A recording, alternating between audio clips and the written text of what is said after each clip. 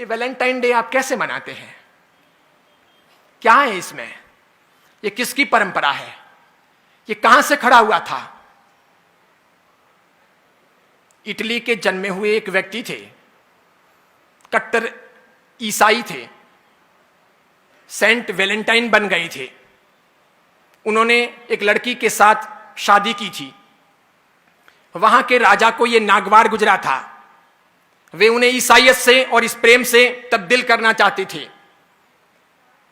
14 फरवरी को उनकी मौत हुई। उनकी याद में वैलेंटाइन डे प्रारंभ हुआ।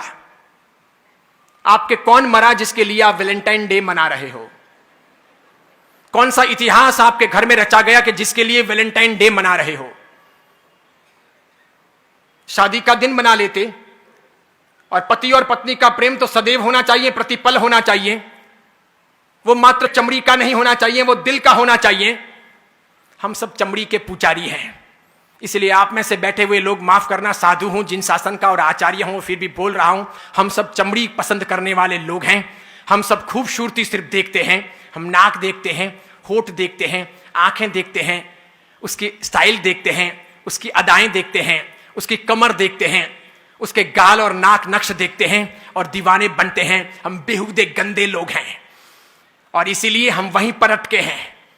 और इसीलिए हमारे प्यार का तकाजा, प्यार का अर्थ, प्यार का रूप भी सिर्फ चमड़ी तक सीमित है। अगर उसके आगे है तो वैलेंटाइन डे की आवश्यकता नहीं है। मेरे बाप भी प्यार करते थे मेरी मां से और मेरी मां भी प्यार करती थी मेरे पिता से। आपके पिता ने भी प्यार किया होगा आपकी मां से और आपकी मां ने भी प्यार किया होगा पिता से। जरूर उनके वहां पर उस समय उस रूम को सजाने के लिए गुलाब के फूल नहीं रहे होंगे, कोई रूम स्प्रे या बॉडी स्प्रे नहीं रहा होगा, वो टब नहीं रहे होंगे कि साथ में बात कर सकें। इसके सिवाय अन्य अन्य प्रकार के संसाधन नहीं रहे होंगे, वो स्नो, शैम्पू, वो खूबसूरती के अन्य अंदाज नहीं रहे होंगे।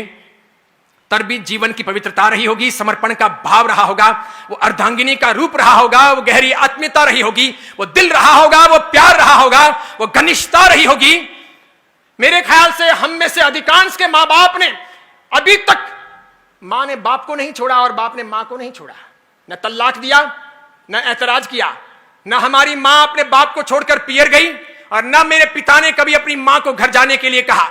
भले ही मेरे पिता जाड़े रहे होंगे या आपके किसी के पिता मोटे रहे होंगे, मां दुबली पतली रही होगी, तब भी ये जोड़ा कामयाब रहा होगा।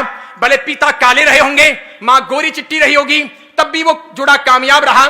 भले मां लंबी रही होगी, पिता बिल्कुल ठिंगू रहे होंगे, ठिंगने रहे होंगे, तब भी वो जोड़ा कामयाब रहा। भले पिता अक्कल वाले रहे होंगे, मां अनपढ़ रही होगी, तब भी वो जोड़ा कामयाब रहा। आज तो हम इंच इंच देखते हैं, सेंटीमीटर सेंटीमीटर देखते हैं। आज हम देखते हैं कि उसकी आंखें बराबर नहीं है, उसके होठ बराबर नहीं है, वो बोलती है तो वो यूं यूं बोलती है, या फिर वो जो है ना वो देखता है तो बार बार यूं यूं देखता है, इसलिए मुझे ऐसा पसंद नहीं है। अरे डूब मरो चुल्लू भर पानी लेकर हाथ में कि हम चमड़ी के पुजारी हैं। हम दिल कब तलाशेंगे, हम अच्छी व्यवस्थाएं कब खड़ी करेंगे, हम संस्कारों की चिंता कब करेंगे, एक अच्छी इंसानियत के तौर पर इस दुनिया में ज्ञान का दिया कब जलाएंगे। अरे सब साधु तो बन नहीं सकते ये मैं मानता हूं, सब साधवियां हो नहीं सकती ये मैं मानता हूं। शादी करना आवश्यकता है जिंदगी की। हर कोई त्यागी बनकर के इस मार्ग पर आएगा नहीं। अधिकांश लोग गृहस्थ जीवन ही पालेंगे तो पाणी ग्रहण होगा, विवाह होगा, और विवाह के बाद कौन क्या करता है ये मुझे कुछ कहने की और पढ़ाने की आवश्यकता नहीं है। इसलिए गृहस्थ धर्म है, गृहस्थ जीवन है, गृहस्थ एक आधार है। इसे महावीर ने अलग से एक परंपरा कहा है, एक धर्म की व्यवस्थाएं दी है। लेकिन महावीर चमड़ी के आधार पर बातें करने वाले या चमड़ी को प्रमुखता देने वाले इंसान नहीं। उन्होंने उससे ऊपर हट करके न्याय, नीति, प्रामाणिकता, पवित्रता, प्रेम, भाईचारा, लगाव, मैत्री, आत्मीयता, सबकी बातें की।